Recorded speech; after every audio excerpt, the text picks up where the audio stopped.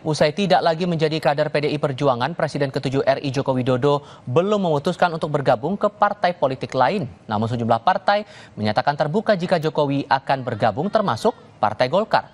Setelah PAN menyatakan siap memberikan karpet biru untuk Jokowi jika akan bergabung, kini giliran Golkar mengomentari kesediaannya menampung Jokowi. Wakil Ketua Umum Partai Golkar Idrus Marham bilang, Golkar adalah partai terbuka. Katanya siapa saja bisa bergabung asal memiliki motivasi yang sama untuk membesarkan partai.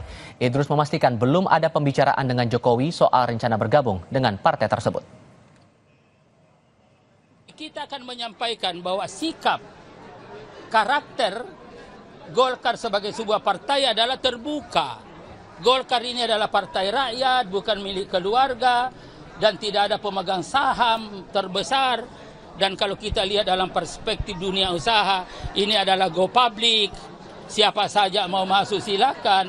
Yang penting sama-sama punya niat motivasi untuk membesarkan Golkar.